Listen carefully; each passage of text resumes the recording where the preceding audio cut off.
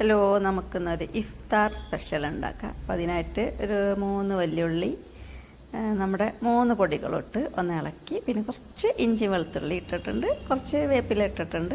അങ്ങനെ ഒന്ന് ഇളക്കി, പിന്നെ അതിൽ വെള്ള കാണുന്നുണ്ടല്ലോ, ഈ മുട്ടേൻ്റെ വെള്ള പൊടിച്ചെടുത്താണ്. കാടമുട്ടയാണ് കേട്ടോ, അതുകൊണ്ടാണ് ഇത്ര എണ്ണ കൂടുതൽ ചെറുതായിട്ട് കാണുന്നത്. അപ്പോൾ ഇത് മഞ്ഞ ഇവിടെ സെപ്പറേറ്റ് വെച്ച്, എന്നിട്ട് ഇതാ നമ്മുടെ അരിപ്പൊടി വെള്ളത്തിൽ വാട്ടിയതാണ്. കുറച്ച് പെരുംജീരകം ഇട്ടിട്ടുണ്ട്, നല്ല ജീരകം വേണമെങ്കിൽ ഇടാം, ഉപ്പ് ഇട്ടിട്ടുണ്ട്, പിന്നെ കുറച്ച് ഓയിലും ഒഴിച്ച്, അത് നിർബന്ധമില്ല.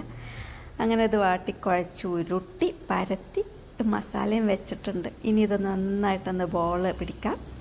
എന്നിട്ട് നമ്മുടെ ആവിച്ചെമ്പിൽ ഇതാ വെള്ളം തിളക്കണം, അതിൽ വെച്ച് നമുക്ക് സ്റ്റീം കയറ്റിയെടുക്കാം. അപ്പോൾ അടിപൊളി സ്നാക്കാണ്, എല്ലാവരും ഉണ്ടാക്കി നോക്കാം. ഞാൻ ആ മസാലയിൽ കുറച്ച് സോസ് ചേർത്തിരുന്നു കേട്ടോ, ഇഷ്ടമുണ്ടെങ്കിൽ ചേർക്കാം.